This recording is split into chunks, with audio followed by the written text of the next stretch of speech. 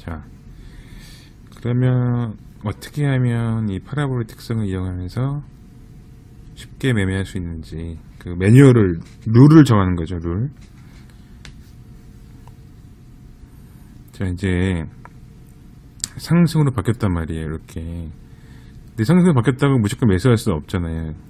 이렇게 하락할 수 있으니까. 그럼 언제 매수해야 되느냐?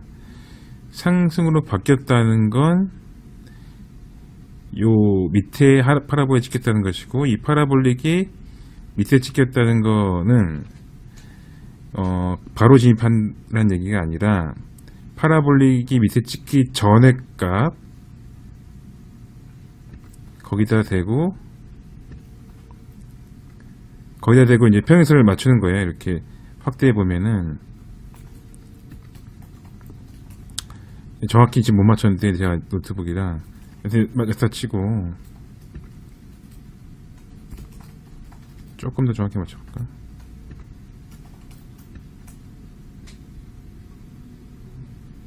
이게 자석 기능이 있어서 아주 불편해. 아이씨, 잘 안 된단 말이야.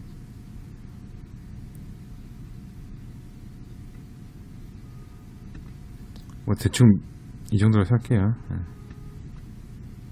그러면 파라볼릭이 아래 찍혔을 때 무조건 여기서 임의적인 매매를 할 필요 없이 파라볼릭 밑에 찍혔을 때 요 밑에 찍기 전에 파라볼릭, 요 위에 있는 파라볼릭을 수평선을 그어주고 그때 진입하는 거예요. 그러면 진입이 좀 더 쉽고 느긋하게 여기를 바라보면서 천천히 진입할 수가 있어요. 이게 3일봉이기 때문에 매매할 시간 충분히 준다는 거죠. 이게 이제 상승시 밑에 찍었을 때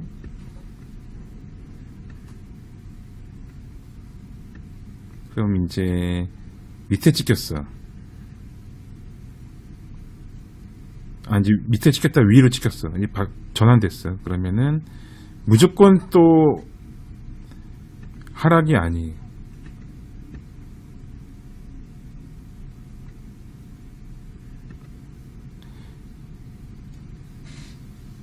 이제 여기 건드리면서 이제 위에 찍혔는데 여기 선을 봤을 때 이제 여기서는 매도죠. 이 날은. 하지만 여기서 상승 돌파 나왔을 때는 매도하는 걸 집어넣고 스위칭 해야 돼요. 아니면 그냥 손절 처리하고 관망을 하거나 여기서 하락을 못 치니까. 근데 이제 이 파라볼릭 방향성으로 베팅한다면 얘가 위에 찍혔으니까 매도인데 매도를 못 치죠. 여기 이전 지점을 하락 돌파하고 계속 가지 않고 위로 올라왔으니까 매도를 치겠다는 심사이면은 매도를 못 치지. 근데 이거를 그냥 지지와 저항으로 해석하게 되면은 여기서 이제 매수를 하겠지. 그래서 여기서 다 여기까지 포지션 유지를 하는 거죠. 이게 훼손되지 않는 한. 여기서 다시 파라볼이 바뀌었다. 위에 있다가 아래 찍혔어요. 그러면 아래 찍혔기 때문에 이 전의 지점이다. 또 수평선 그어준다.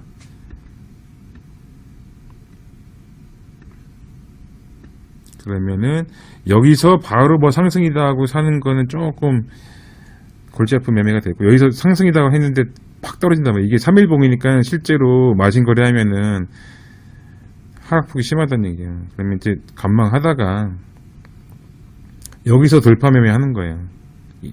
이전 지점을 돌파했을 때가 진정한 파라볼릭 아래에 있는 상승이 유효한 자리이기 때문에.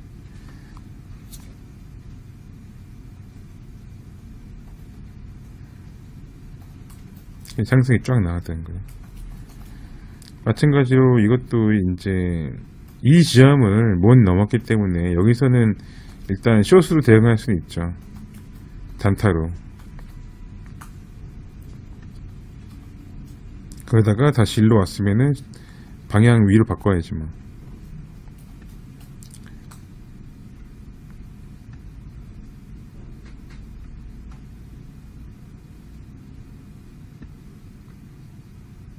그래서 일단 이전 지점, 변환된 그 그 2점 지점을 평행선을 바꿔서 매매하는 게 좀 편하다.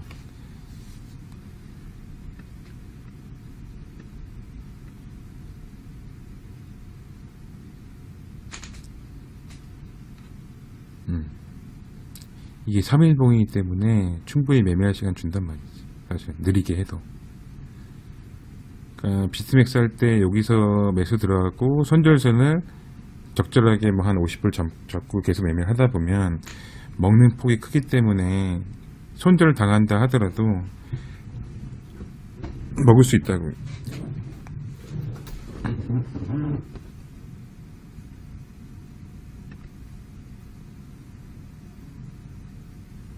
여기서 바뀌었고 위에 바뀌었고 이전 지점은 여기. 이게 왜 이렇게 되냐, 파라볼릭이 고저를 인식하기 때문에 이렇게 파라볼릭 위에 찍으면 굉장히 큰 변동성이 나왔지. 파라볼릭이 어떤 수식은 뭐 종가로 한 것도 있는데 그거에 따라서 뭐 조금 다르지만 요 공략 방식은 뭐 같아요.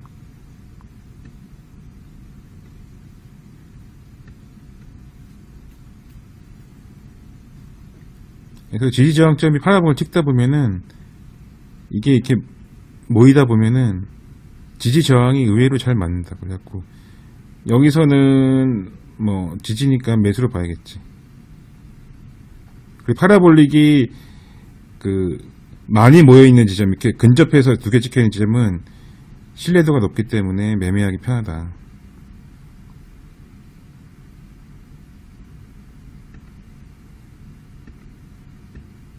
똑같아요. 계속 접근 방법 똑같아요.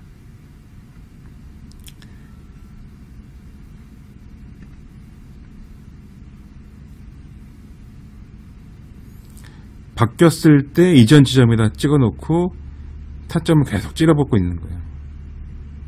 그리고 추세 먹고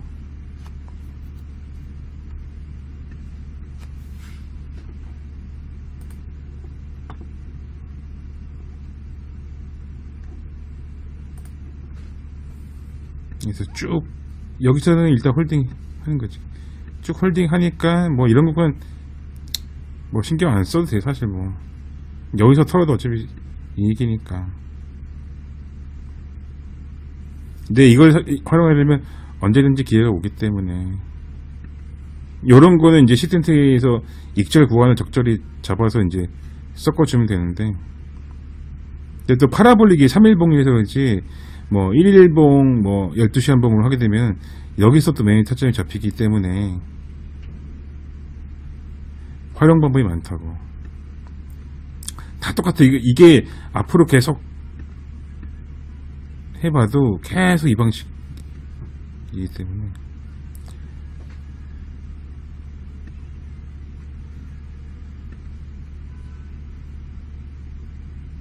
여기 이제 파라볼의 위치 바뀐 지점이니까 여기다가 그거 주고, 그치. 이렇게 되면은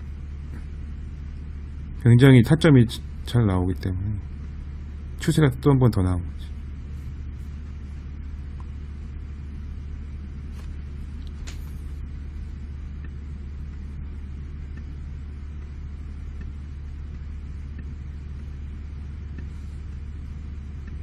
이런 식으로 위에 찍혔다고 무조건 매도를 칠 수는 없다.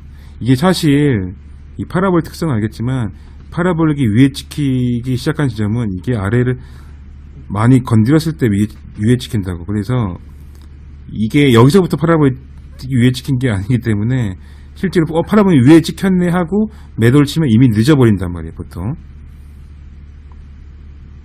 그거는 뭐 매매를 다 했던 분들이니까 뭐 말 안 해도 알겠지만, 혹시나 해서 이 파라볼이 위에 찍혔을 때는 얘가 이미 여기 건드렸을 때라고. 그래서 여기서 매도를 쳐서 바로 매도를 먹는다는 게 거의 뭐 이루어지지 않지. 뭐 그런 경우도 있지만, 쭉 내려간 경우도 있지만. 근데 그럼 여기서 매도를 할지 안 할지 판단을 뭘로 잡아야 되냐면은 이전 파라볼의 위치로 잡아야 된다는 거지, 언제나. 그러면은 이거를 훼손을 해야지 하락이란 얘기야. 이걸 훼손하지 않으면은 파라볼이 위에 찍혀도 하락을 못해요.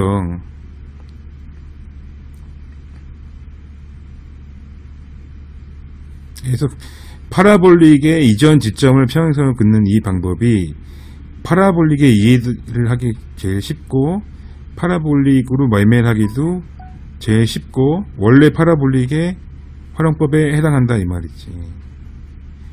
교과서에 나오듯이 파라볼릭 위에 찍힌다고 하락이 아니고 파라볼릭이 아래 찍힌다고 상승이 아니다. 그래서 파라볼릭 할 때 애들이 많이 혼동을 때리고 어떻게 참조해야 할지 모르고 이제 파라볼릭 활용을 제대로 못하고 있는 거니까 이런 거 알아두고 해야 된다. 원리를 알아야 된다. 원리. 다 똑같아. 계속 이 방식이야. 이 방식으로 내는 타점이 안 나올 수가 없다고.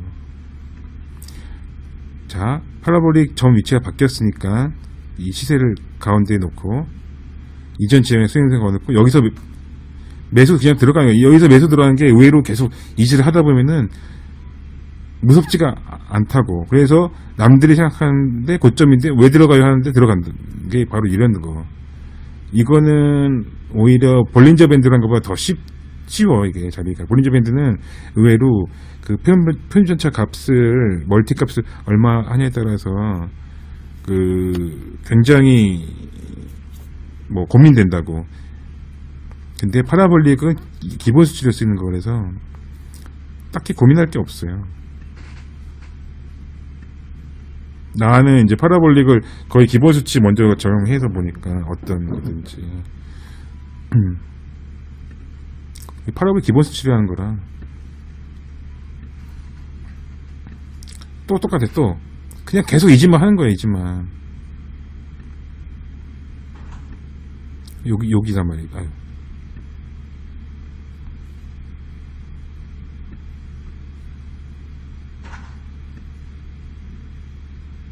여기 위에 찍혔잖아요. 근데 정말 돌파를 했어. 그리고 여기 위를 못 올라왔지. 이때 왔다 갔다 했겠지. 근데 이럴 때는 휩쓸고 나올 수 있어. 이게 3일봉이니까 1일봉으로 봤을 때 휩쓸고 나올 수 있는데 뭐 1일봉으로 바꿔보지 뭐.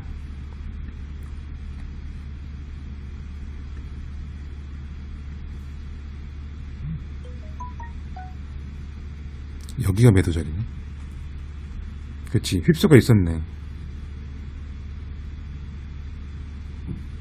그래도 뭐 이 정도면은 매매해본 사람이면 충분히 잡아내니까. 그러니까 요 선이 있고 없고에 따라서 굉장히 고민할 자리에서 요 선 하나 때문에 고민을 안 하고 진입할 수가 있기 때문에 이 파라볼릭이 굉장히 유용하다고.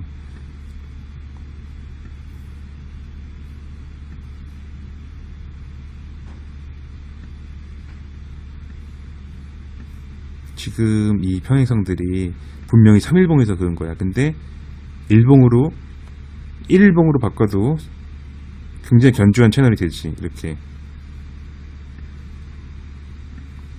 이런 특징이 있다는 거야. 파라볼릭은 애매하기 쉬운 선이 돼. 봐봐. 꼬리까지 일치한다 그랬잖아.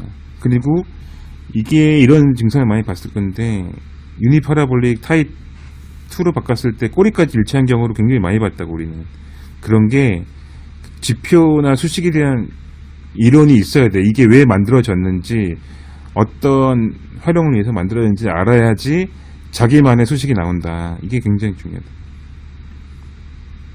그 지표에 대한 히스토리를 모르면 활용을 못해요. 외부 수식은 거의 다 그래. 그걸 모르면은 막 이 지표 하나 갖고 이렇게 하기도 하고 저렇게 하기도 하는데 아니다라는 거.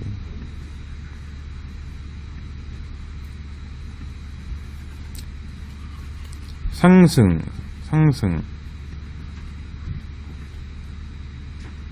1일봉 같은 경우는 3일봉보다 더 빨리 나오겠지 뭐.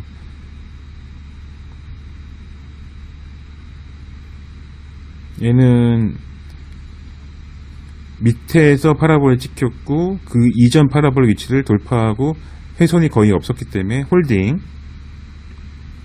얼마 먹나 보자. 의외로 늦게 진입한 것 같지만 많이 먹는다. 밑에서 진입 못하고 여기서 확인 매수했지만 많이 먹는다. 그래갖고 추세매매의 기본이 파라볼릭에 대한 이해부터 나오지. 그리고 이 선도 과거에 찍었던 파라볼의 전환점이 여기서 찍었네. 여기서 과거 아니고 여기서 찍었구나.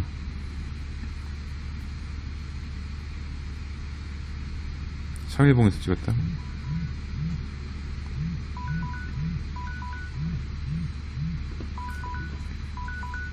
응? 잘못 봤는데. 여보세요? 예.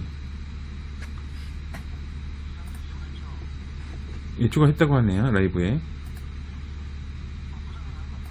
저 안 했죠. 우람샤이랑 텔레그램 하지 않았어요?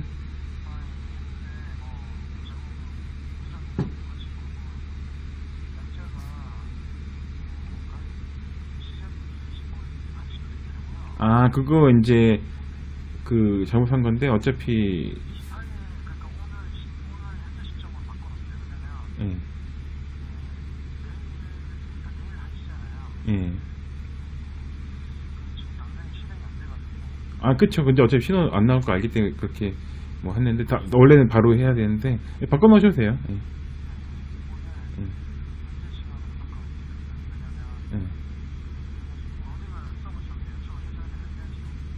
예.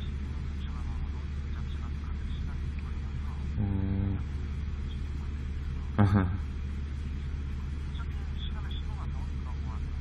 예, 그래요. 예. 알겠습니다. 네.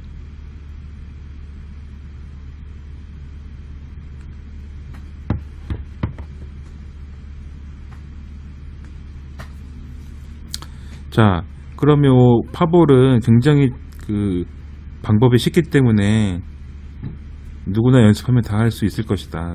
특히나 비트맥스로 이렇게 매매를 많이 해본 사람들은 요거는 거의 식은 죽 먹기다.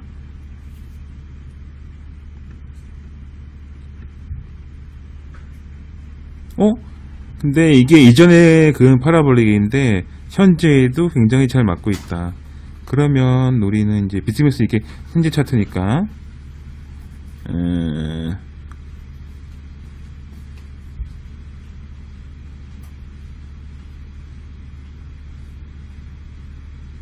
지금 여기 있네. 와. 3일봉을 봤을 때 이제 이전 파라볼릭 위치도 보면 여기가 이제 중요한 위치였고, 지금 보면 또 굉장히 중요한 게 여기서 바뀌었다. 이게 점검하고 난리 났던 날이고, 막 비트맥스 안 열리고, 막 비트맥스 에러 나고 막 그랬는데, 여기죠, 여기. 그러면은 얘를 보고 여기서 들어가면 여기도 이상한 자리가 아니라는 거야. 여기서 롱 들어간 게 맞다고. 6830 뭐. 그러니까 애들 다 여기서 롱 들어간 거야, 실제로. 근데 여기서 자꾸 숏을 치는 게 내가 좀 좋게 보진 않았지. 그러니까 되게 간단해진다고, 이게. 왜 숏을 치냐, 내가 이제 채팅 내용을 보니까 너무 생각이 많다. 추세에 어긋나는 생각을 너무 많이 한다는 거지. 그게 나도 왜 그런지 모르겠는데,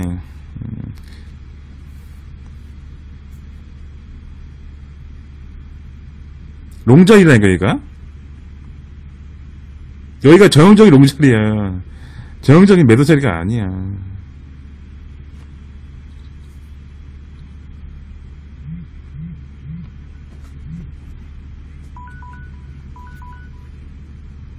예.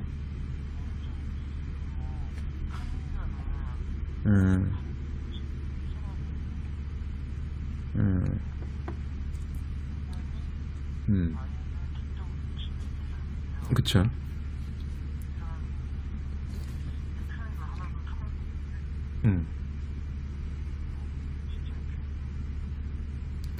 등록 당시 했던 게 진짜지.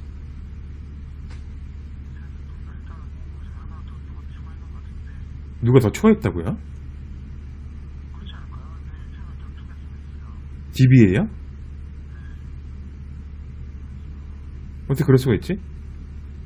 아, 그거 지금 개발 서버에다 추가한 게 있다는데 근데 개발 서버는 안 돌아가잖아요.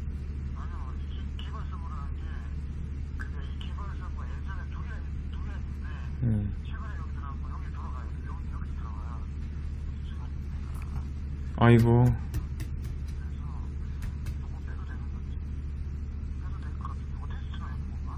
예.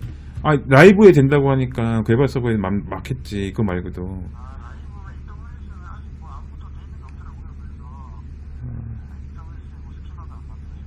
그러면, 그래갖고, 운영사양이 메신저로 그 얘기 했다는데? 어떻게 해결하게 됐어요? 예.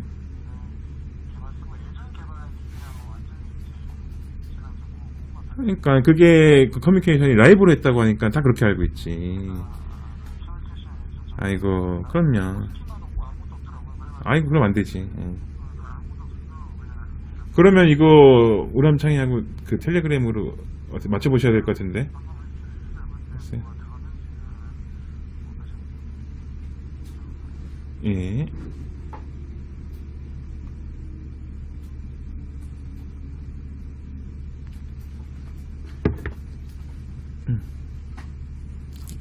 아, 서버 관리한 게 여러 개 있었고. 여튼 그렇다. 여기까지 이해가 잘 간다. 이해가 안 간다. 이해가 안 가면 2번. 이해가 안 가는구만.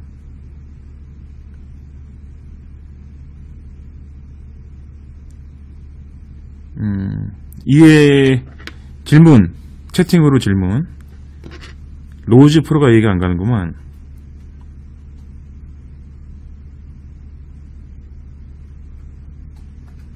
7057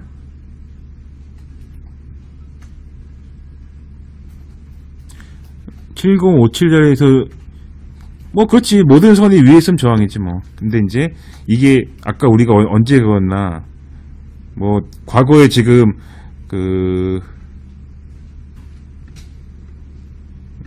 여기서 여기 이때 선이네.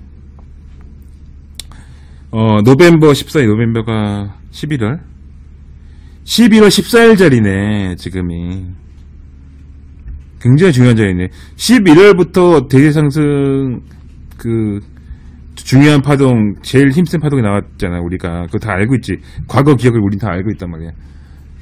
그러면 이렇게 파라볼릭을 하다 보니까는 과거 자리까지 현재, 와, 정확하네. 내가 분명히 요걸 보고 선 그은 게 아니란 말이지. 근데 맞네.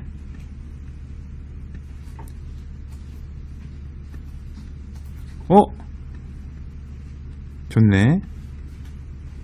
이게 바로 파라볼릭, 아까 내가 말했듯이 파라볼릭 선이 근접해서 두 개 있으면 굉장히 강력한 선이라고 했듯이. 와, 이거 이렇게 데이터가 없는 거네. 와, 여기가 지금 여기 있는 거야. 여기서 우리가 매도 단타 물론 칠 수 있지. 뭐 1분봉 5분봉 많이 있는데 손절 걸고 해야 되는 이유고 여기 있고, 이게 매도 치기 쉽지 않은 자리라고. 뭐 노원인가 로금인가 롱 쳤다는데, 그거 추세 추종 전략일 가능성이 높지. 얘들은 이게 여기서 여기까지 참아. 7200 정도, 지금 7200 정도는 좀 한번 고민해 봐야 된다고요. 왜 그러냐,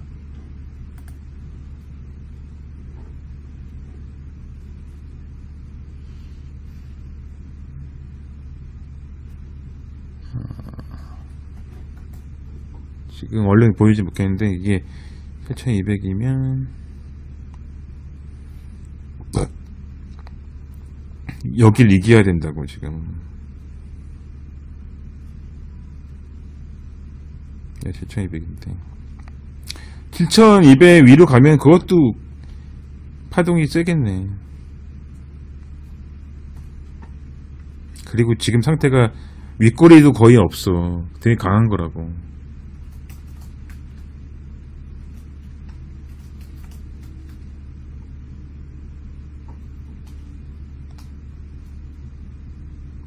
(7200) 뚫으면 추가 상승 나오겠네. 뭐 뚫을지 안 뚫을지 나도 모르지. 그거 뭐 그때 가서 생각해봐야지. 근데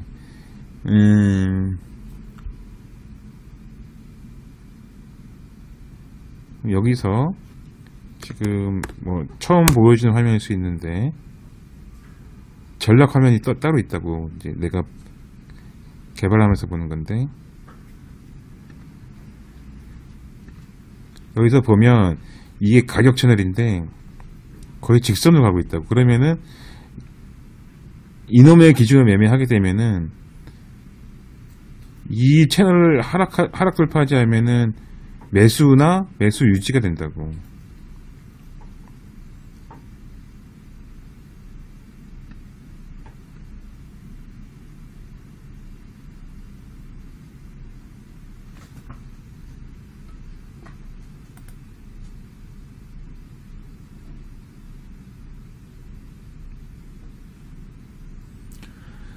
추세가 맞지, 롱추세가.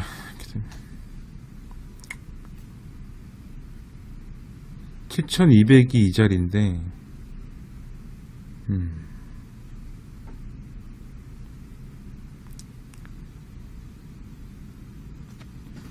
소리 들리나?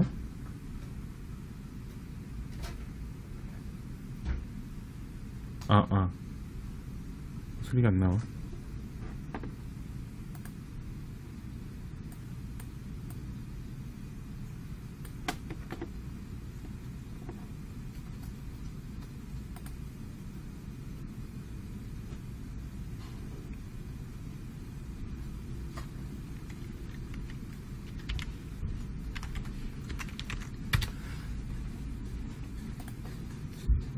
왜 이러니?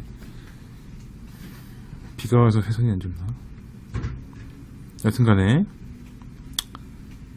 지금 직선을 거의 가고 있어서 거의 이 선을 해소하지 않고 있기 때문에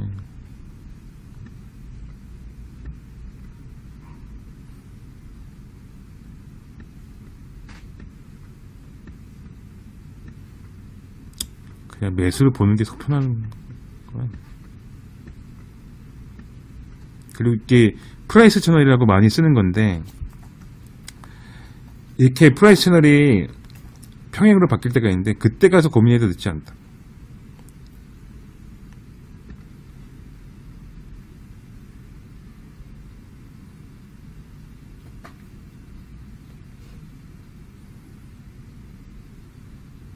그리고 이 파라볼릭을 공부하게 되면은 그 후행 개념, 후행이 굉장히 쓸모있게 쓰이는 걸 알 수 있고, 이 시세는 후행의 힘으로 가기 때문에, 그러니까 옛날 과거에 그 선들이 모여서 수렴과 발산을 반복하기 때문에 그게 중요하다고. 사실은 후행성을 이용을 해야 된다고, 이게 매매에서는. 그러니까 어떤 사람들이 후행성이니까 소용 없다고 얘기하는데 사실 그건 아니고, 후행성을 이용할 수밖에 없잖아, 매매에는. 근데 파라볼릭을 가지고 계속 매매하다 보면 그 느낌을 알 수가 있다고. 후행을 이용한다는 개념, 수렴. 그러니까 수렴이라는 개념도 과거 차트에서 나온 거라고. 수렴과 발산. 과거 차트가 있으니까 수렴하는 거 알 수 있지, 당연히. 그럼 발산이고, 발산을 했기 때문에 다시 수렴할 거라는 걸 기대하는 거지. 그럼 그건 과거 후행성을 이용한 거라고. 그러니까 어떤 사람들이 네가 하는 거 후행성이니까 다 소용없어 하는 얘기가 공부를 안 해서 그렇다고. 파라볼릭 공부하는 게 원래 매매에서 굉장히 좀 중요해.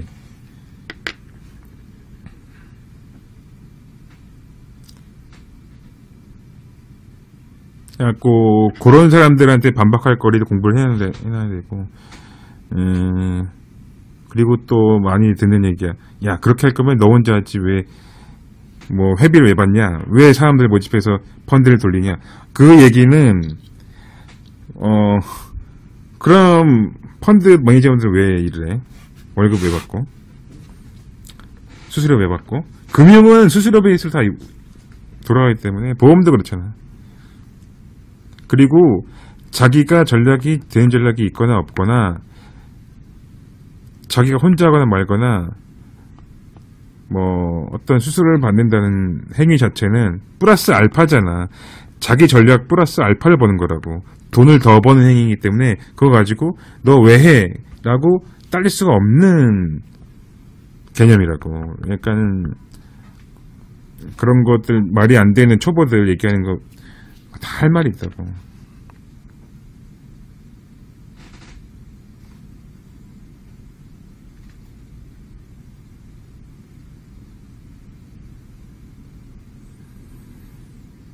그러면 뭐 질문에서 또 뭐가 있어? 이제 이해함. 저항. 질문. 저항으로 보면 되나요? 그건 뭐. 노원 녹금. 노원 녹금이 추세 매매한 것 같아. 내가 보기에도. 사실 롱추매라는 건 사실 추세를 알아도 굉장히 불편하지. 그때 변곡점에 들어가지 않으면 나중에 다시 매매한다는 게 사실 굉장히 불편해. 그러다 보면 숏을 치기도 하지.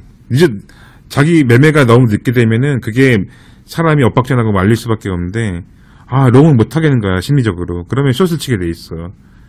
그러면 그 말은 롱 추세일 때 숏을 치게 되는 거기 때문에 계속 역추세 매매, 엇박자 매매를 할 수밖에 없어요.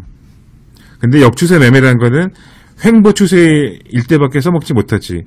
그러면은 추세장에서 역추세 매매를 하려고 노력하는 꼴이 되니까 점점 더 단타 매매가 돈을 잃는 쪽으로 흐른다고. 추세 매매 개념으로 본다면. 그래서 그 단타나 뭐 그런 거 너무 열심히 하지 말라는 얘기 많이 하잖아, 오래 하는 사람들. 너무 열심히 하면 안 된다고, 단타 매매. 다 수학적으로 증명이 된 거라고, 이게.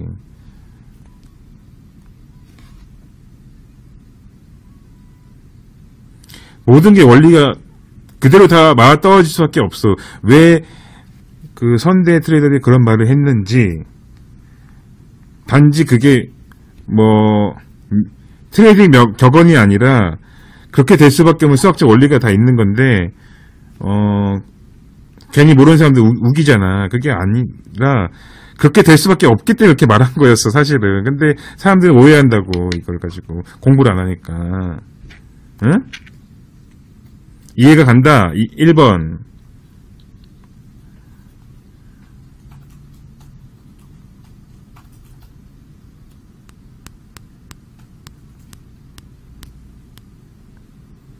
사실은 굉장히 간단한 이론이다라는 거야.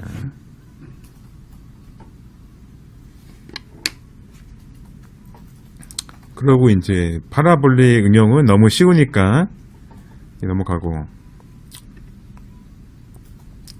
추세 매매를 할 때 어떻게 하겠냐?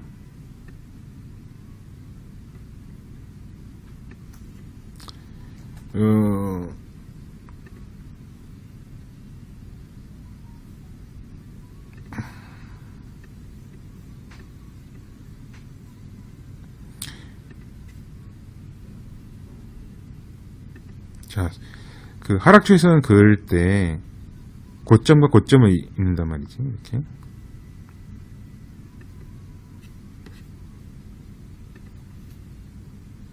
이런 식으로 긋기도 하고, 이건 뭐 개인 취향에 따라서 뭐 다르고, 그 타임 프레임을 얼마나 길게 잡느냐에 따라 다른데, 추세선 그을 때 좀 공통점은 너무 짧은 타임 프레임에 막 5분봉 같은데 추세선 긋지만 그거는 추세선이 아니라 거의 이평선에 가까워져. 계속 긋다 보면 선이 너무 많아지고, 그럼 그거는 이평선보다 못한 선이 된다는 거야. 뭐 1분봉이나 추세선 긋지 말고 1분봉에 추세선 긋는 거는 다시 15분봉으로 보면은 그 추세선 모아서 보면은 이평선 비스무리해진다고, 점점. 그러니까 타임 프레임을 길게 잡고 추세선을 그어야지 견조한 추세선이 나온다는 거야. 이건 뭐 기본이니까 많이들 알지.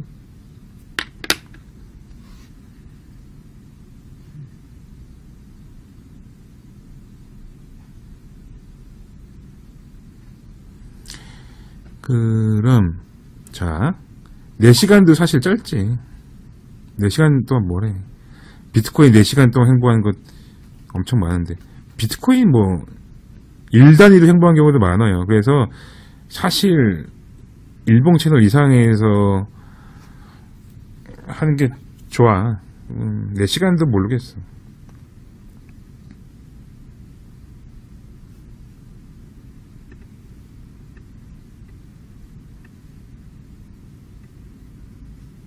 자, 확대해서 이제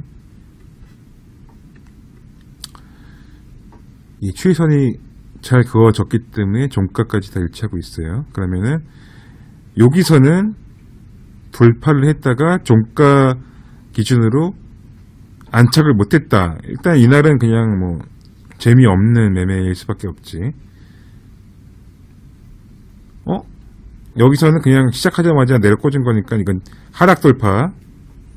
그 하락 돌파가 나오고 멈춰선 다음에 여기서 이제 상승이 나왔지. 그러면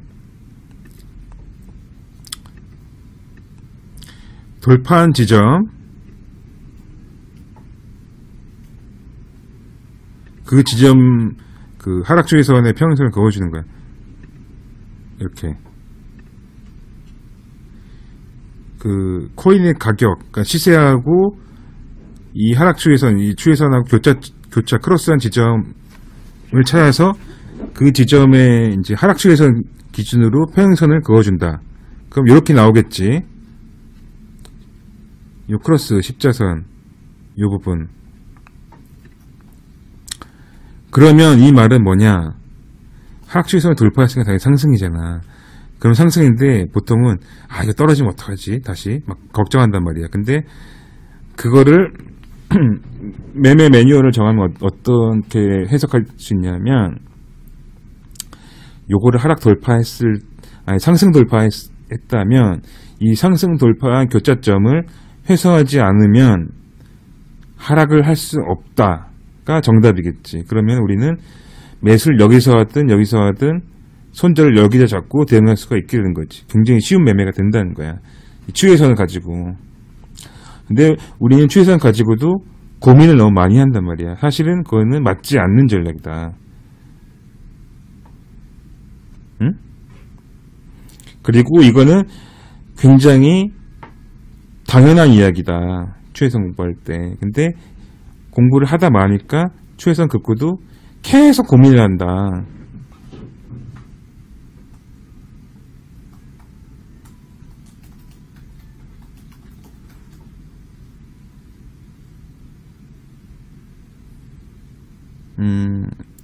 이건 너무 당연한 얘기지, 들어보니까. 이해가 가면 1번.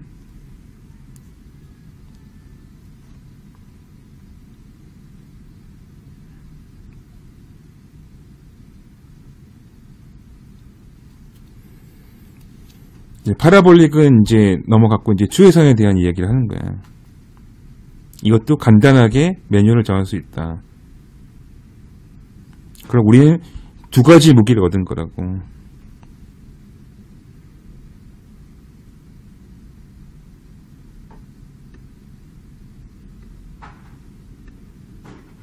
자, 이것도 마찬가지로. 이거는 꼬리만 만들고 종가로 안착을 못했으니까 제외지. 매도겠지, 오히려. 여기서 매수를 한 사람은 여기서 굉장히 마음 편하게 매도 칠 수 있는 거지. 고민을 안 한다고. 이게 히든 매수가 있고, 세력이 여기서 죽으면 안 되고, 어떤 사람이 픽이 나왔는데, 그런 개소리 하면 안 된다고. 그거 정말 미친 짓이야.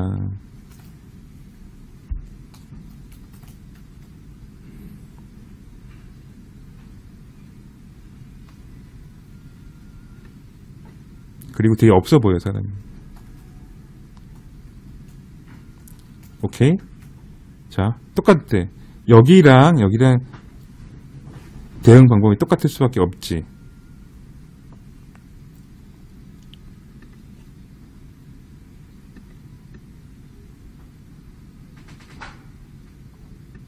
여기서는 살짝 건드리고 확대해서 보면은 하락 추이선에서 꼬리가 나왔어요.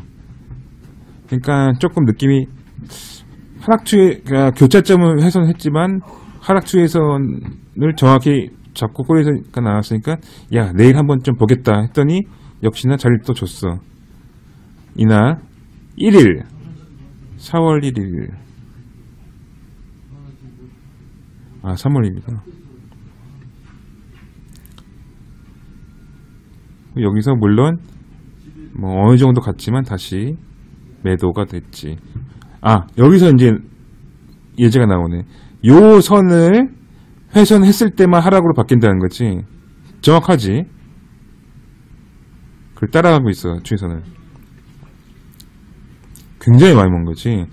여기서 못 먹어도 여기서 지입하면 먹게 되는 거지. 내가 방금 그랬잖아. 이 추세선을 훼손하려면은 이 교차점을 훼손해야지만 하락 추세를 바뀔 수밖에 없잖아. 당연한 거지. 그러면은 매매 지점은 교차점이 되는 거라서 굉장히 매매하기 좋은 매뉴얼이 나온다고 여기서.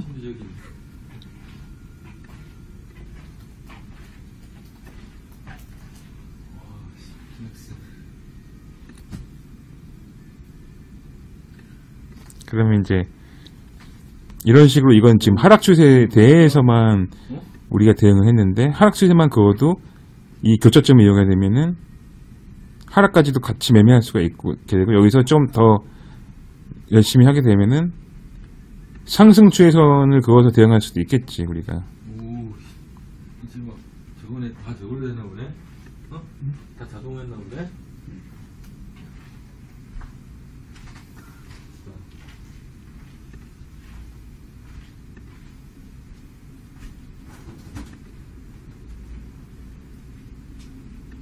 이런 식으로 해갖고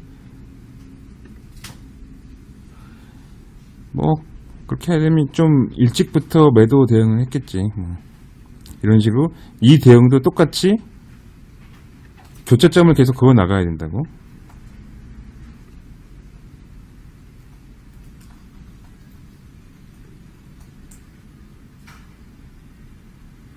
이런 데서 휩쓸 좀 있고 그래도 뭐 추세선을 어떻게 작동하냐에 따라서 이제 교점이 좀 다르겠지만 자기만의 무기를 갖게 되는 거니까.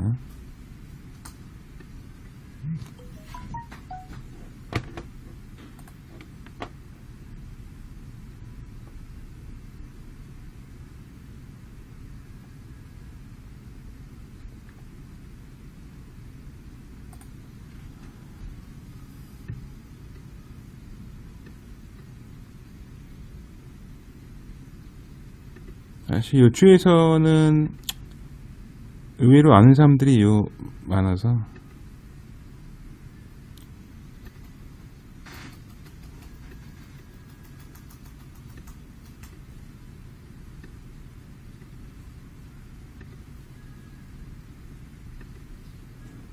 이런 식으로 그거 좋아하는데 사실 추에서는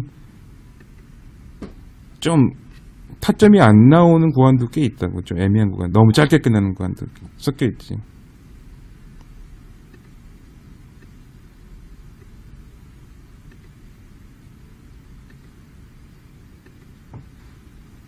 그 다음에 추세선이라는 거는 어디를 시작점으로 잡고 어디를 끝점으로 잡는지에 따라서 좀 작도가 개인차가 많이 나고 좀 그런 게 있어. 그거는 뭐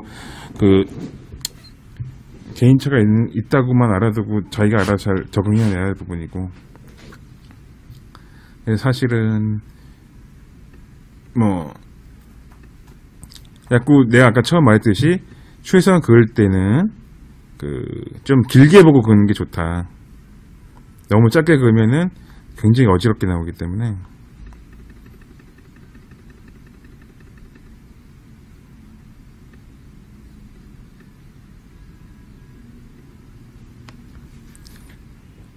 일단 추세선까지는 자기가 매매 어떤 타점을 좀 미세하게 잡을 때 주로 쓰겠지. 파라볼릭 같은 경우는 굉장히 매뉴얼이 간단하고 딱 정형화되어 있기 때문에 좀 쉽게 매매할 수 있고 고민 안 하고. 추세선은 당연히 그럴 수밖에 없는 게 추세선은 먼저 작도를 해야 되니까 그 작도 때문에 조금 그 개인별로 취향이 그때 나와. 하여튼 특징은 그렇다. 근데 원리를 알아야 되니까 우리는 원리가 뭔지 추세대 원리를 알아야 되니까 요거를 이제 강의를 한 거고. 그러니까 되도록이면은 파라볼의 기본 수치를 매매하는 게 좋지. 왜냐하면 파라볼의 기본 수치는 어떤 차트를 키든 나오니까.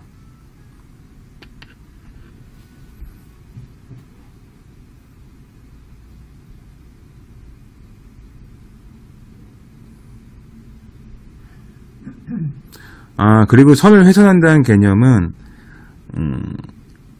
종가로 훼손을 했냐에 따라서 틀려지지. 그러니까 타임프레임을 잡는 게 중요한데 주요 일봉 위주로 보는 게 좋고, 시간봉 같은 경우도 굉장히 뭐 그 페이크 패턴이 많기 때문에 일봉으로 보는 거 꽤 좋다. 일봉 채널은 사실 굉장히 견조한 채널이 나오기 때문에 비트맥스 같은 경우는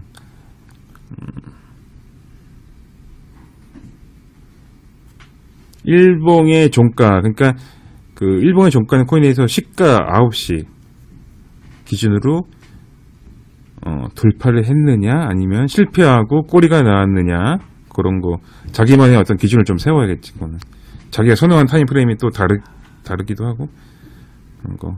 하지만 이제 내가 추천하는 거는 일봉 아니면 이제 12시간 봉, 하루를 반으로 잘라서 12시간 봉도 좀 채널이 좀 매매하기 편하게 나오기 때문에, 아니면 6시간 봉 정도에서 보는 게 좋다. 파라볼릭 매매할 때. 4시간 봉부터는 조금 뭐라 말할 수 없는 약간 페이크가 있어서 조금 헷갈린다. 의외로 되게 많이 건드리기 때문에 핍수가 꼬리들이 막 어지럽기 때문에. 주로 이제 나는 이제 작도나 파라볼릭 봤을 때 제일 눈에 편하게 바로 들어오는 거는 일봉, 12시간 봉, 10시간 봉이었다. 눈에 바로 안 들어오면 안 되잖아. 눈에 바로 들어오는 건 좋은 거잖아. 그리고 4시간 봉을 많이 보기 때문에 굳이 우리까지 볼 필요는 없지. 그래서 지금 요 쉽게 익힐 수 있는 요 매매 방법 2가지, 요거는 그 굉장히 쉽고, 요걸로 해서 다른 어떤 상황들, 왜 단타를 치면은 안 되고 계속 악순환이 반복이 될 수 있는지에 대해서도 설명이 된다, 수학적으로.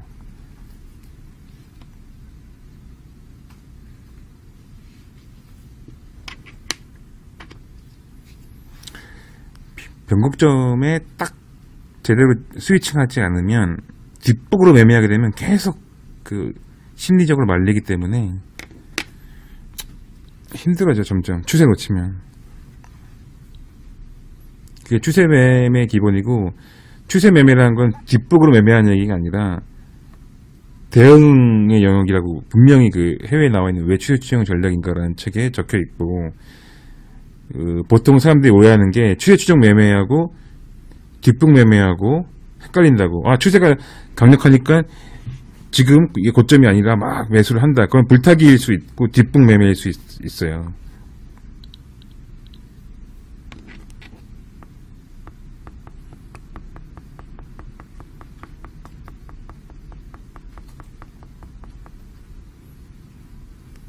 그래서 이런 추세 매매 익힐 때 내가 뒷북 매매를 하고 있는지 추세 추정 매매를 하고 있는지, 정확히 말하면 추세 적응 매매, 추세 적응 전략인 거지. 우리나라 단어적으로 그렇게 뭐 단어가 형성됐으니까 그렇게 부르는 거지. 왜냐하면 영어로 트렌드 폴로우 전략이니까 이제 트렌드 폴로우는 추세 추종이라고 해석을 한다고. 사실은 추세 추종이라는 건 추세 대응 이 영역이 더 크다고. 그게 분명히 해외 책들이 다 나와 있어요.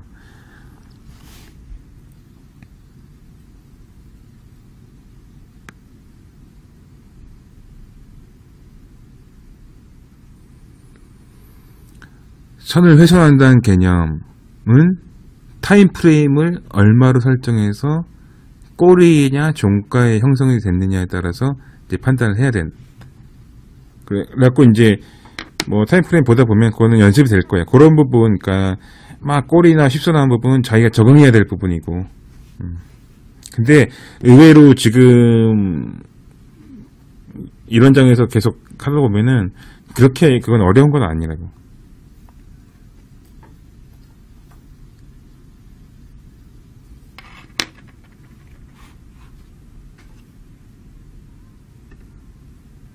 게다가 지금 일봉 예로 들었기 때문에 분봉에서 비트맥스 매매 좀 해본 사람들은 적응하기 쉽지.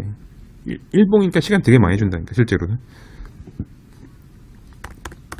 그러면 이제 이 추세 작도의 부분에 있어서 사실 나도 굉장히 매번 실시간으로 긋기도 힘들고 그런 게 개인차 난다고 분명히 설명을 했어요. 그러면은 이 부분을 어떻게 쉽게 매매에 이용할 수 있는지, 그게 바로 유니피사르 지표인 거지. 요 그림 많이 봤을 거야. 내가 하도 올려가지고. 근데 굉장히 큰 의미가 있는데 거기에 대해서 깊게 묵상하는 사람이 없었기 때문에 요 활용을 못하고 있는 것 뿐이다. 그러면 그 유니피사르 같은 경우는 그 실시간으로 추세선을 그어준다고 했잖아. 그러면은 기본적인 추세 작도법과 좀 다른데 이렇게 채널이 이렇게 나와요. 하락 추세가. 그러면 돌파 지점이 6,500이었다. 그럼 여기가 훼손되지 않으면 매수 유지. 여기 이렇게 보면 꼬리 나왔지만 뭐 그렇게 이상한 지점 아니고 여기 이제 보조선들의 분명히 지지가 있었기 때문에, 게다가 뭐 유니피사르 이제 분봉으로 봤을 때 3시간 한번 볼까? 분봉에서는 유니피사르를 어떻게 되냐, 2로 타입 1을 2로 바꿔. 내가 여러 번 말했잖아. 뭐 유료회원들은 알겠지만, 그러면 이 과거에 돌파했던 지점 6,500 여기라고. 이때 그 비트맥스 점검할 때 돌파 나왔어 사실은. 근데 여기서 매수 들어갔어야 된다고. 6,500 25일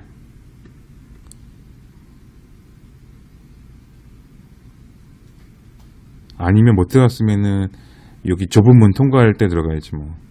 여기 손절 잡고. 근데 이 당시에 여기를 훼손 할 것 같은 느낌이 거의 없었지. 사실 계속 지지하고 뭐 거의 건드리지 않더라고. 오히려 돌파를 하더라고. 이렇게 이 매수야 이게 전형적인. 근데 늦게서 유니피사르 보고 매수로 들어갔으면 굉장히 천천히 대응해도 다 추세가 나온다고.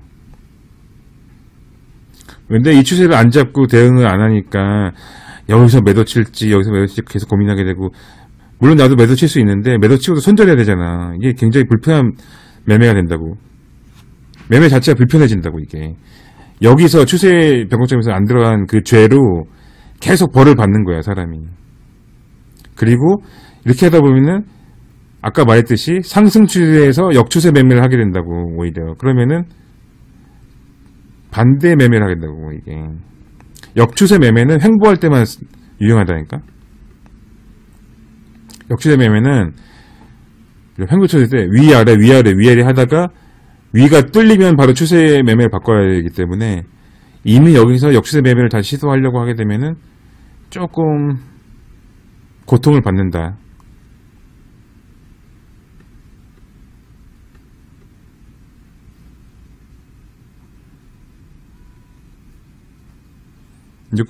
요거는 뭐 이해하기 쉽지. 그동안 매매 경험을 뒤돌아보면. 비트맥스에서 자주 일어난 일이거든, 개인들이. 그러니까 역추세 매매 너무 열심히 하지 말라고 그러잖아요. 그러니까 매매 너무 열심히 하지 말라고 하는 이유가 여기 있어요.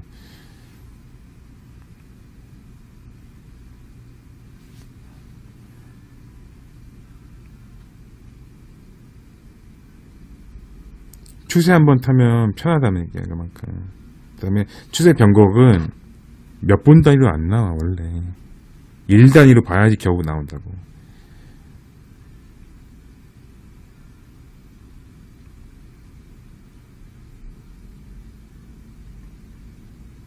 그리고 시드가 뭐 박스권에서 2배 늘릴 수 있지. 근데 사실은 그 2배를 추세에서 홀딩했으면 2배가 다시 3배 되면 뭐 6배 되겠지. 그럼 우리는 3배 먹는 걸 원하지 2배 먹는 걸 원하지 않겠지. 그러니까 그 추세라는 거는 내비두는 거야 원래가.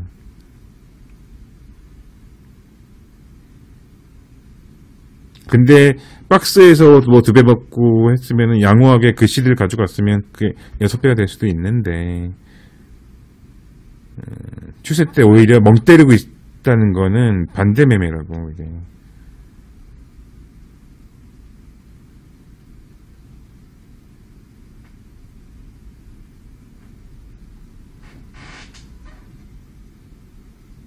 근데 그런 일이 왜 많이 나오냐면 그 역추세 매매를 할 때 그 여러 번 먹잖아. 왔다 갔다 왔다 갔다. 그럼 사람이 거기에 세뇌돼서 그 추세를 안 보게 된다고. 그래서 추세를 대부분 놓쳐.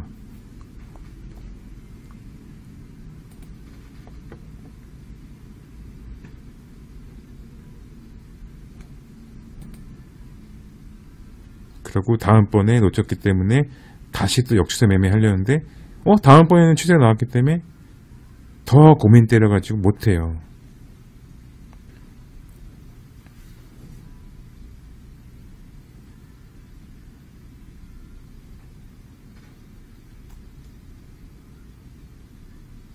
다 이유가 있는 거라고. 그게 교과서에 있는 내용이 원리를 알게 되면은 다 이해가 된다. 근데 원리 이해 없이 그 뭐 여러 가지 보조 지표, RSI, 일목균표, 신니도를 그 지표의 히스토리를 모르는 상태에서 계속 받아들이잖아. 그러면 그게 그 어떤 매매가 나올지 나도 모른다고. 그거는 어떤 그 무한 루프에 빠질 수가 있어요. 매매 자체가.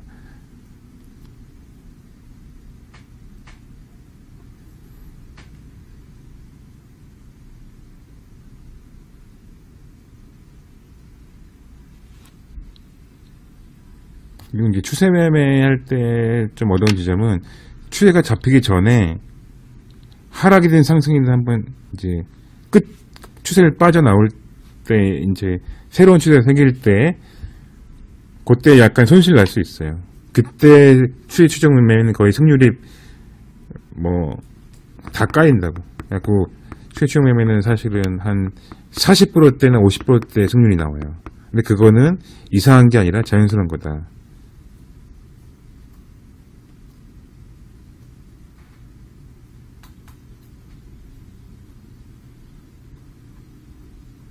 그리고 이제 옛날에 시스템 트레이딩 하는 뭐 그 유명한 분이 있는데 이런 얘기를 했어요. 너가 사업을 하는데 다른 사업은 사업 비용이 다 들고 당연하게 생각하는데 왜 이 시스템 트레이딩이나 트레이딩 할 때는 그 추세 진입 비용을 아깝게 생각하고 손실이라 생각한 다음에 그걸 놓친 다음에 추세를 못 먹느냐, 그런 이제 질문을 한 게 있어. 근데 그게 사람들이 아무 대꾸를 못했지. 진입 비용이 분명히 존재해요.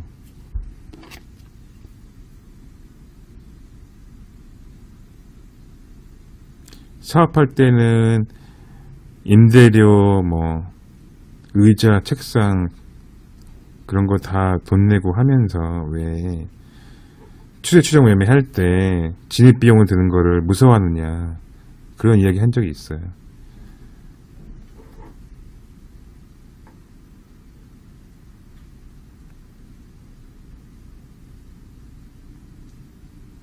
그리고 포지션 구축 비용이 그 큰 펀드나 큰 헤지 펀드에서 운용 규모가 몇 조 되는 애들은 굉장히 크게 나와. 그래서 그때 이제 알고리즘 매매가 필요하다고, 주문 최적화가. 근데 주문 최적화 그쪽은 굉장히 좀 장비나 그런 게 로직이 좀 까다롭다고. 근데 우리는 그렇게 할 필요까지 없지.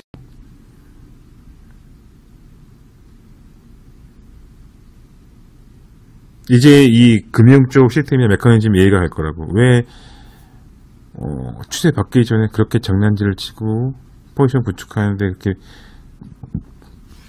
쓰레기를 다 떨어내려고 하는지 로직들이.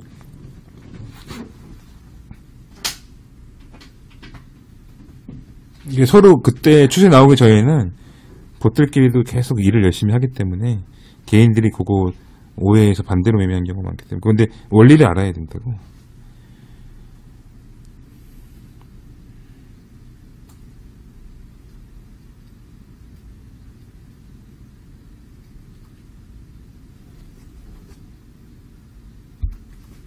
알겠나? 어때, 이제, 어떤 이런 메커니즘이 다 이해가 가지. 이해가 안 간다, 이번. 모든 게 다 한 방에 설명되잖아.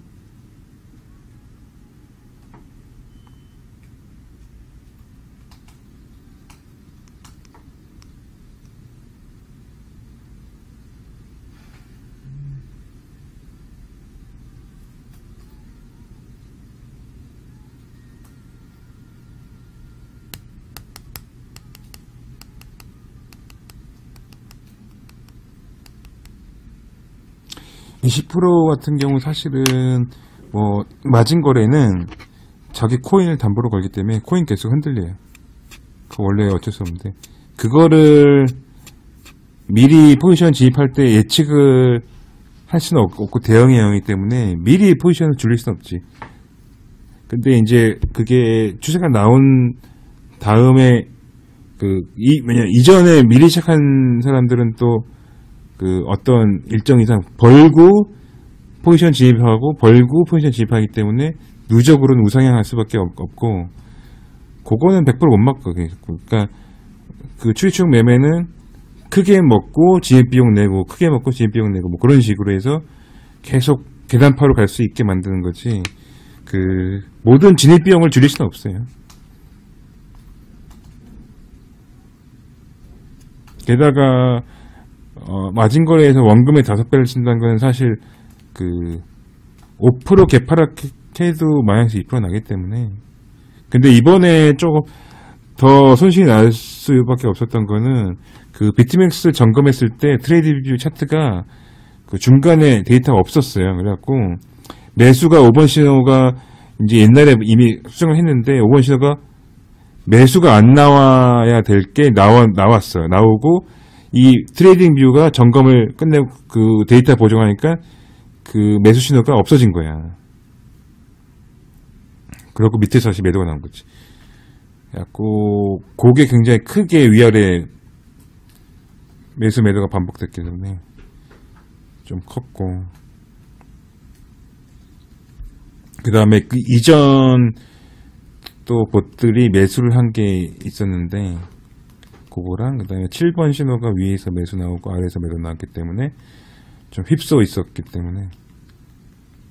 근데 그런 경우도 있고 그렇게 진입비용이 드는 경우도 있고 진입비용이 거의 안 들고 얌전히 가는 경우도 있고 다 섞여 있어서 합쳐서 오랫동안 돌리면은 이제 우상향하게 된 시스템이 나오고, 그리고 11개 전략으로 나눠놨기 때문에 이제 보통 이렇게 전략이 한 곳을 쏠린 경우는 나도 이제 처음인데, 그게 쏠렸다는 얘기는 변곡점이 바로 앞에 왔다는 거지.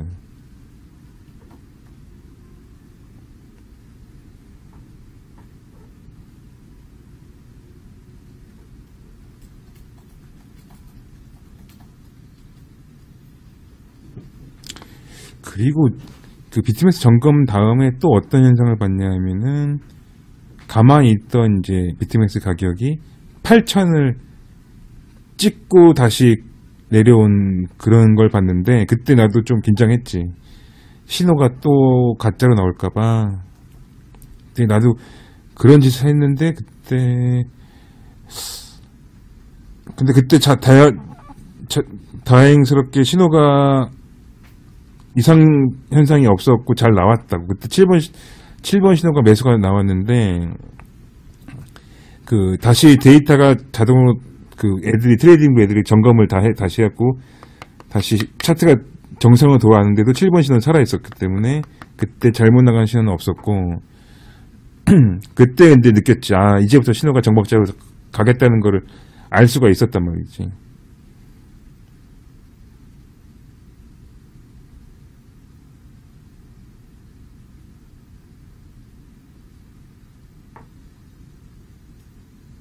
그래서 이제 원리를 알게 되면은 좀 앞으로 예측을 할 수 있을 때가 있어요. 하다 보면 감이 올 때가 있어요. 그러니까 이제 왔구나. 그러니까 그 정도로 그냥 느낌이 올 때가 있어요.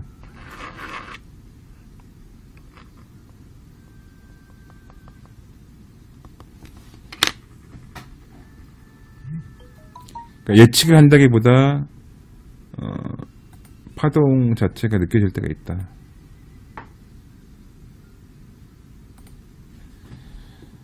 근데 그걸 느끼려면은 원리 이해부터 해야 된다. 그러니까 아까도 말했지만 원리 이해를 하면은 매매가 좀 간단해진다는 거야. 원리 이해. 어떤 유명한 트레이더가 수식을 만들었고 지표를 만들었는데 이놈이 그 지표 자체가 중요한 게 아니라 왜 이런 거를 하려고 했을까가 중요하다고. 그런 원리가 당연히 튀어나오기 때문에 파라볼릭 같은 건 응용이 가능하고, 그 다음에 추세선 같은 것도 응용이 가능하고, 그러면은 그걸 알게 되면은 이 추세선을 가지고 이런 벡터 분석이 되는 것이고, 추세선은 매번 그럴 수는 없으니까.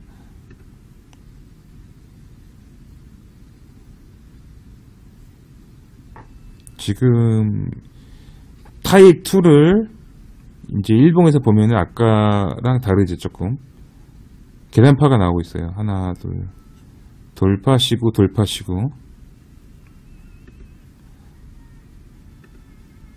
타입 1으로 해야 되고, 보통 일봉에서 타입 1으로 하라고 추천하지.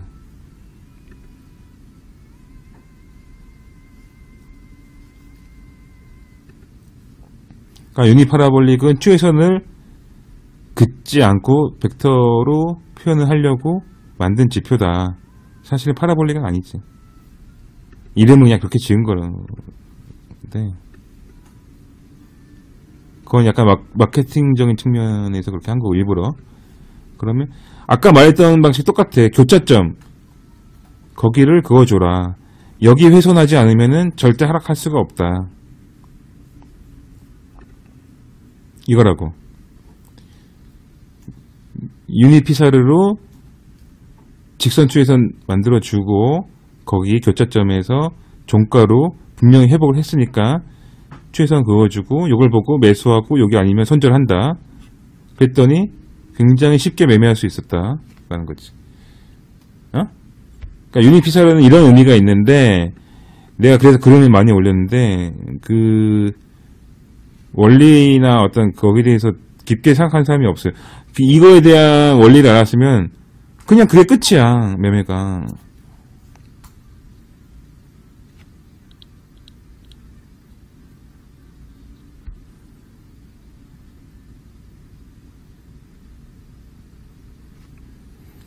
그 추세 교차. 파라볼릭 아까 설명한 것도 사실 추세 교차지. 추세 교차 확실히 확인하고 들어간 건데, 파라볼릭이 위아래 바뀌었다는 거는 교차라는 얘기잖아, 추세.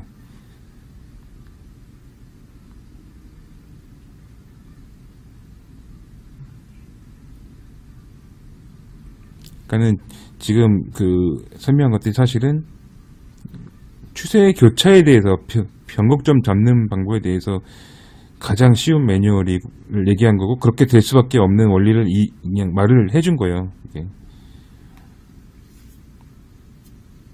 추세 교차.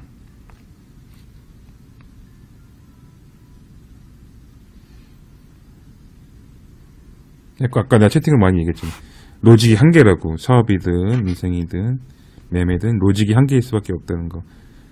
저점과 고점 파악하는 능력을 키워야 된다고. 그게 100% 맞지 않더라도 반만 맞을 수도 있지.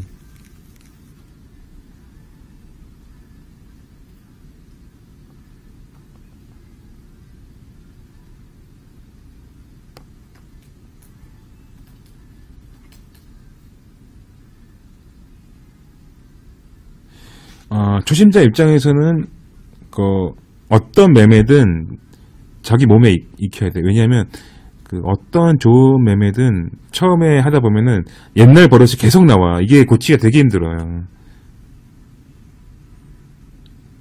그건 뭐 당연한 거지.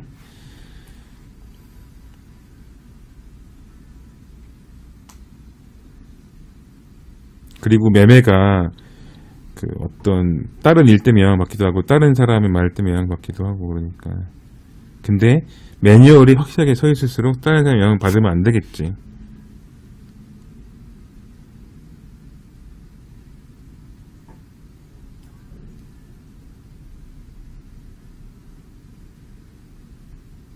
근데 그게 그렇게 쉽진 않을 거다. 연습을 해야 된다.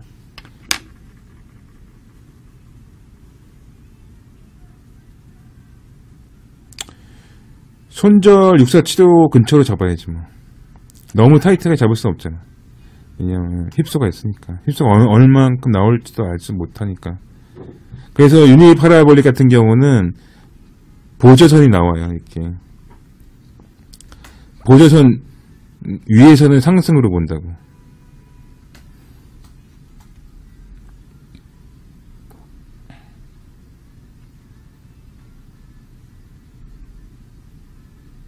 그래서 이게 굉장히 좀 쉽게 할 수 있는 지표를 만들어 놓은 건데, 이게 어떤 의미인지 모르지, 보통. 내가 설명하기 전까지는. 응?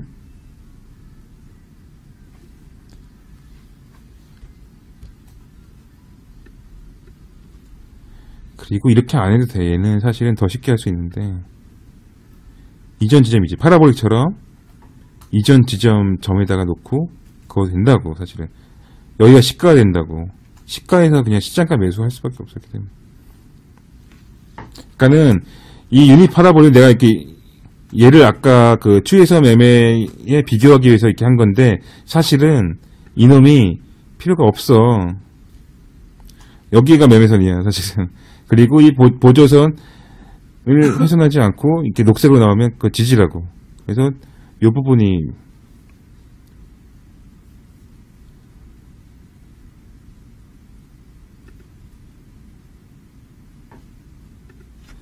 그러니까 이 유닛 피사이드 자체가 다른 짓 안 하고 그 추에선 긋지 않고 하라고 만들어 놓은 거라고 원래가. 그리고 이게 벡터 분석이라고. 오케이? 이해가지? 에?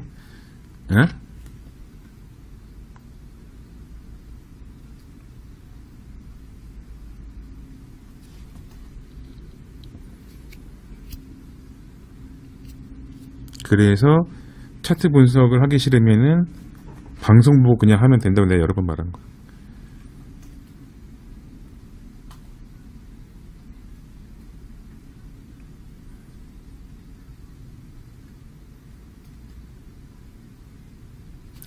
근데 내가 채팅을 여러 번 보니까 이제 일단은 무슨 말인지 모르는 것 같아.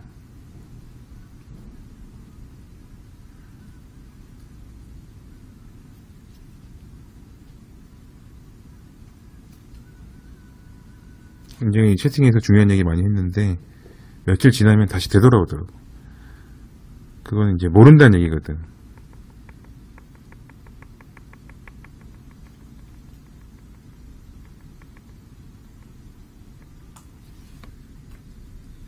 귀에 피가 나게 들어도 쉽게 안 고쳐진다. 내가 그랬잖아. 쉽게 안 된다 그랬잖아. 사람 쉽게 그 매매 스타일 바꾼 거 되게 힘들어. 원래가. 이렇게 해도 나중에 며칠 지나면 또 돌아올 거야. 분명해.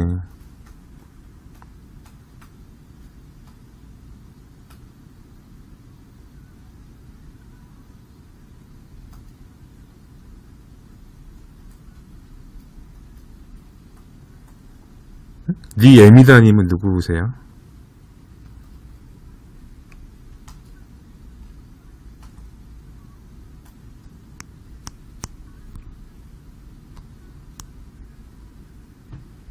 아, 보탁. 아, 니에미 보탁. 님이구나. 그 다음에, TTLGUDD님 누구예요?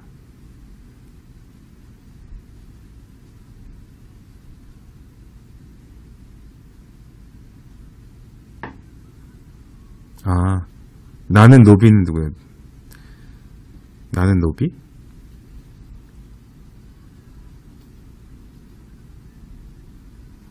아, 0.06? 아, 많이 왔네. 그러니까 이게 왜 계속 오르냐?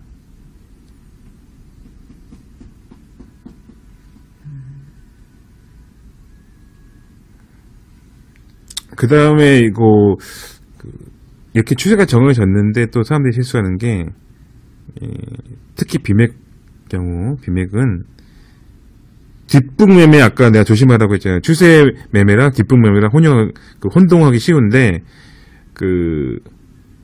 한참 진행된 다음에 불타기 한 경우가 있다고. 왜 그러냐면 이 비트맥스 설계 자체가 내가 두 배만 질렀어. 두 배만 질렀는데 아까운 거야. 지나가 보니까.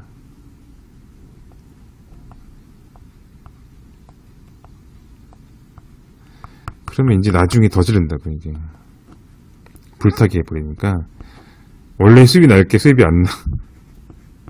그런 경우가 많더라고.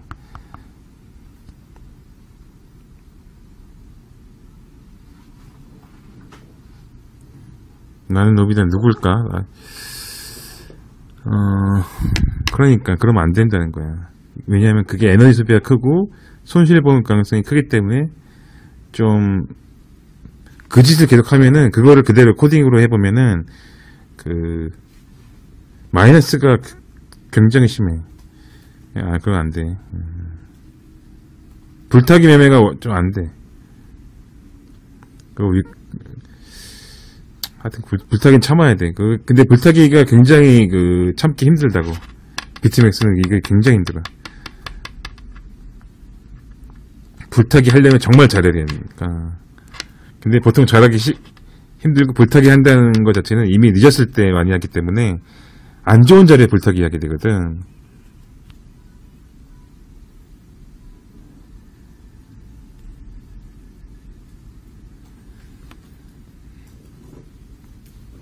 그래서 그러면 정리해보면은 추세가 많이 진행된 다음에 역추세 매매하는 것도 안 좋은 짓이고, 이제 추세가 딱 정해졌는데 역추세 매매하는 거 굉장히 위험해.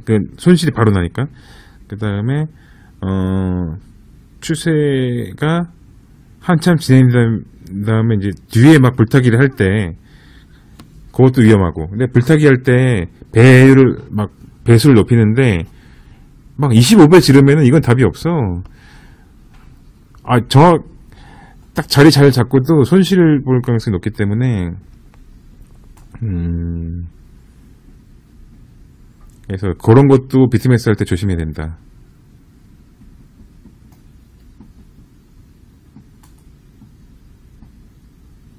그러니까 불타기를 하더라도 어떤 코딩을 해서 시스템 트레이딩으로 하면 되는데, 손으로 불타기 한 거는 거의 심리가 말려요. 그래서 좀 위험하다.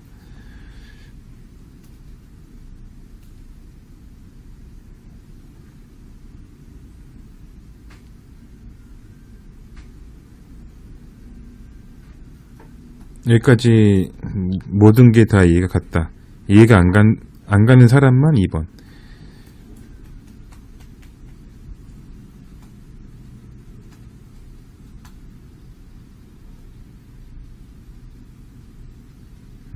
이해를 하는군.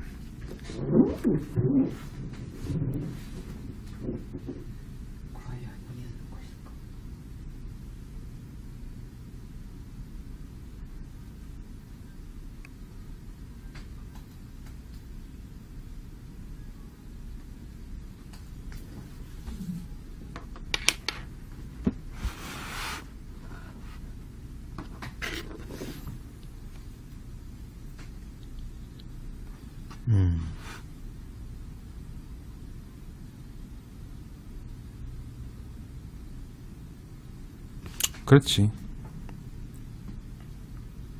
11개 지역이 분산되어 있기 때문에 1.4하진 않기 때문에.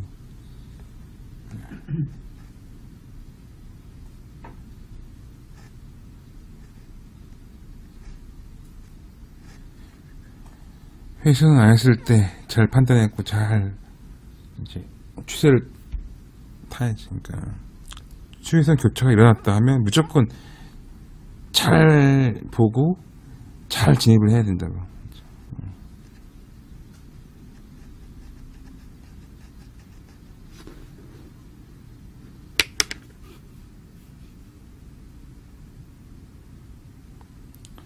(6517)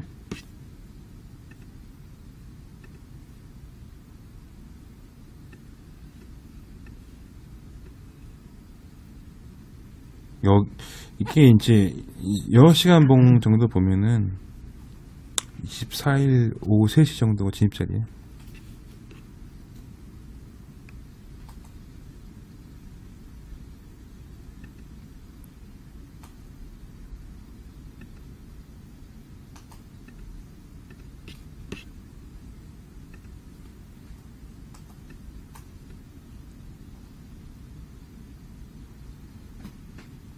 이렇게 보니까 일봉 채널로 그은 유니피사르 점이 굉장히 견조하다는 걸 알 수가 있지. 내가 무조건 일봉 먼저 이제 기준 삼고 하라는 이유가 여기에 있다고.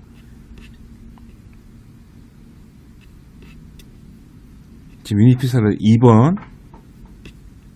근데 일봉에서 내가 매뉴얼을 이제 유도위원들한테는 1로 보세요라고 했지. 1로 해니까 요 자리가 나온다. 확대해보면 요 점, 이 점을 가지고 그 다음 타점을 잡는다.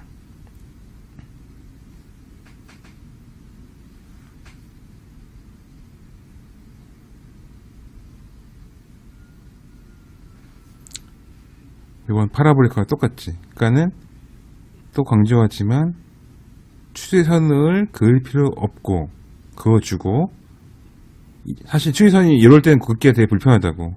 근데 그거 노이즈 제거해서 벡터로 추세선을 그어줘, 유니피사르는. 그 후에 파라볼릭처럼 이 전환점에서, 이전 전환점에서 요거 수평선 그어주고 그 다음에 매매에 이용한다.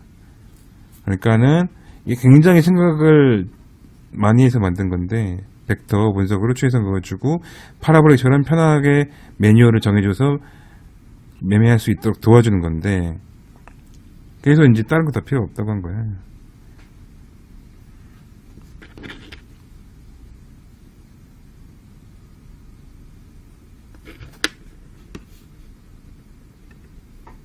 처음에 말한 파라볼릭과 같은 심플한 매뉴얼, 그 다음에 추세선을 그을 필요가 없게 해준 간편한 말 섞어준 거, 그 다음에 분봉에서 타입2로 지지 저항을 볼 수 있게까지 만들어 놓은 거라고. 이게 굉장히 그러니까 그 다른 사람들 쓰기 좋게 하려고 굉장히 그 만들어 놓은 건데, 글쎄 뭐 내가 이런 얘기를 이렇게 디테일하게 안 했으니까 뭐 모르겠지만, 채팅에서 내가 근데 이런 얘기 많이 했다고. 다 필요 없고 이거 잘 보면 된다고. 그 이유가 바로 이런 거에서 이제 있다.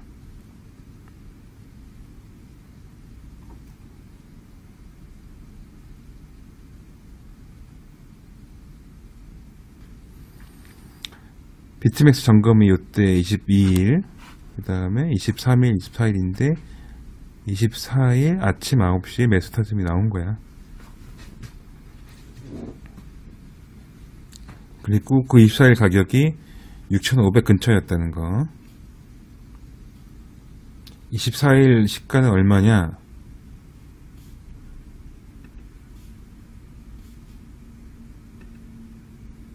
오픈 6521 6,521일.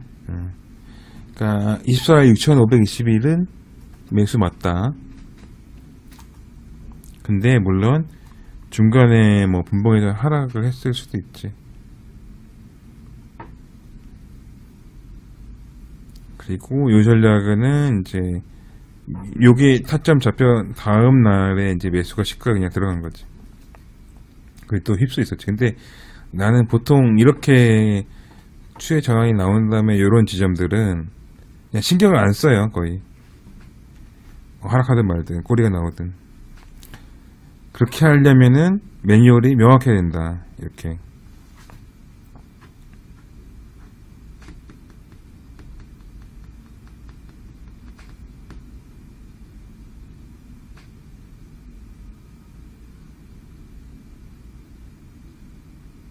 이렇게 해야 이게 무슨 말인지 아는데, 물론 이 지표를 보고 그런 의도를 바로 알기는 힘들지. 그러려면은 이제 경험치가 있어야 되는데.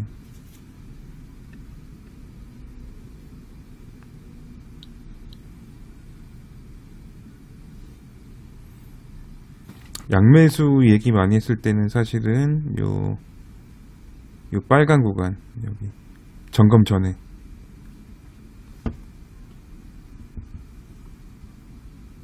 점검됐을 때는 사실 뭐 그냥 사실 근데 점검 전이든 그 다음에 저배롱 같은 개념을 많이 얘기했었고, 그리고 주로 나는 채팅방에서 사실 좀 롱 위주로 많이 이야기했었고, 거의 롱 위주였어 내가. 그리고 그 채팅방에서 그 어떤 관점을 선동한다고 해서 잘 얘기 안 했어 처음부터. 근데 공부가 된 내용들은 중간중간에 내가 그 차트 캡처해서 많이 얘기했지. 근데 이제 원리하고 의미를 모르니까 그런 것들이 순간순간 그냥 지나갔던 거지, 사실은 같은 얘기를 하고 있는 거라고. 잘 생각해봐. 같은 얘기밖에 안 했어.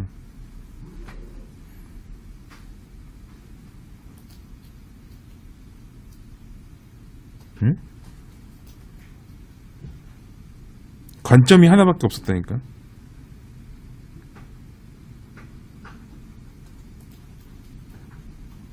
그래 안 그래?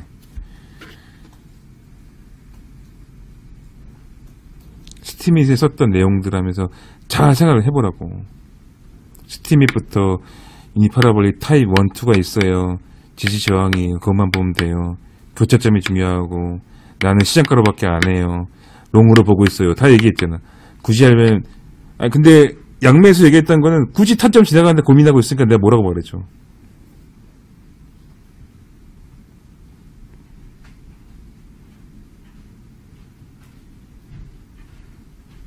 그리고 그에 대해서 얘기했지. 조용님이 타점 지나간 다음에 어떻게 해요? 라고 늘 물으니까 내가 그거 대답하기 되게 곤란하다고. 그럼 거기다 대고 양매수 하라고 하지, 내가 뭐라 그래. 아, 진짜 안 지쳐? 응? 이름이 살이 안. 나 그 채팅에 분명히 얘기한 거 기억날 텐데. 내가 뭐라고 얘기해줘. 다 지나가는데 뒷북매매 할 수도 없고. 양매수 하면 되죠. 그래, 안 그래? 너무 혼낸다.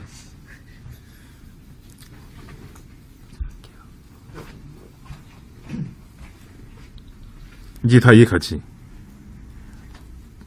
지나갔던 이야기를 다 종합을 해서, 그러니까 트레이딩은 기억력이 중요한데 기억을 해보라니까. 내가 스팀에서 썼던 글들, 그 다음에 차트 캡처했던 거, 그 다음에 중간에 지나간 자리에서 질문은 내가 괴롭습니다 얘기한 거, 그 다음에 양매수 얘기한 거, 그 다음에 관점은 롱 관점에서 난 뭐 딱히 얘기한 게 없고, 저배롱은 항시 유효하다라고 얘기했었고, 그 다음에 요 빨간 구간 말고 요 점검 이후로는 딱히 매도 이야기는 안 했어요. 근데 봇이 매도를 했다가 매수를 바꾸면서 이제 좀 손실이 난 게 있지. 근데 요 교차점 지나가면서 봇이 다 매수를 바뀌었지. 왜냐하면 이 자리가 이걸 돌파하지 못했으면 추가 하락이었을 테니까 봇은 밑에서 매도를 친 거라고. 그래서 진입 비용은 어쩔 수 없는 부분이 있어요.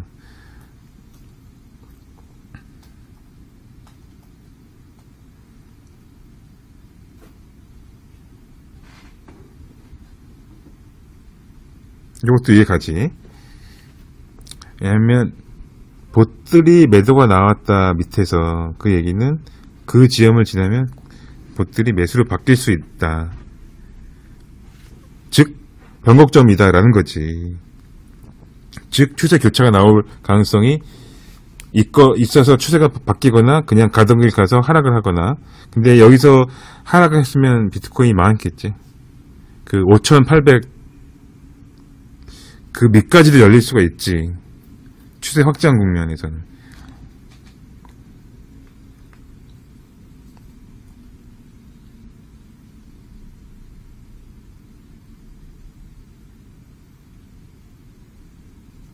그래서 모든 추세 추종에서는 그 좀 진입 비용이나 변곡점에서 양쪽으로 다 시도를 할 수밖에 없고, 그런 전략이 좋은 전략이다.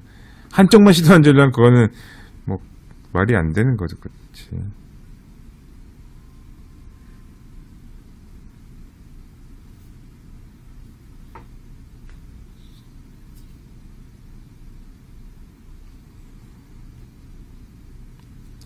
그리고 뭐 변곡점에서 한쪽만 시도한다는 거는 반대로 굉장히 망할 수도 있는 거지. 먼 미래에 어떻게 될지 모르는 거라고. 그래서 그렇게 보면 진입 비용은 굉장히 자연스러운 거라는 거를 그냥 알 수가 있게 되는 거지. 계속 공부하다 보면 이제 모든 게 다, 그러니까 원리를 알게 되면 이런 과정이 다 하나씩 다 정리가 된다고.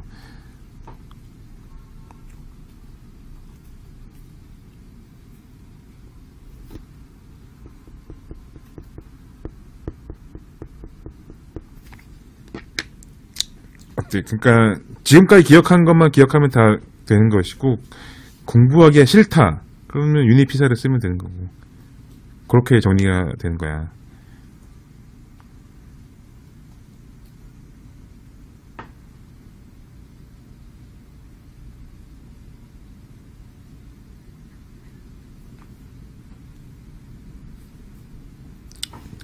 이제 끝이야, 끝. 이제 요거 여기까지 이해 안 가는 사람은 없지 않을까. 왜냐면 그동안 이야기했던 것들이 이제 이해가 갈 테니까, 하나씩.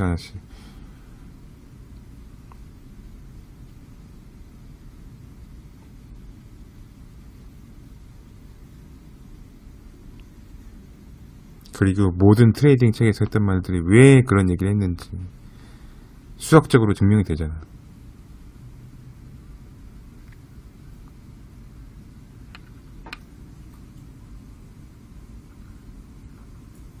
역추세명의 단점과 사람이 왜 말릴 수밖에 없는지, 그런 거. 추세 변곡점이 그만큼 중요하다가 추세 교차점, 그런 거. 그걸 알게 되니까 진입 비용에 대한 것도 이해가 가고,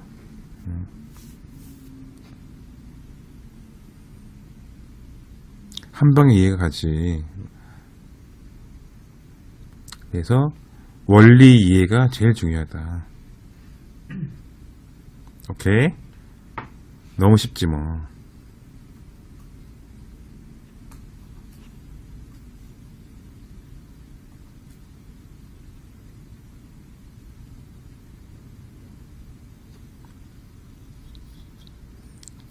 (8월 18일에) 롱존버. 그래, 맞지. 아니면은 뭐 털었더라도 추세 교차에 대해서 알았으면 나중에 편하게 자신감을 가지고 진입할 수 있었겠지.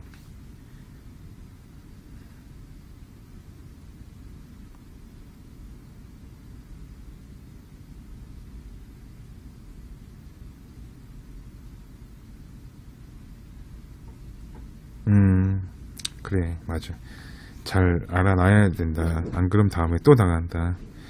또 당한다기보다 어떻게 해야 될지를 모르게 된다고, 사람이.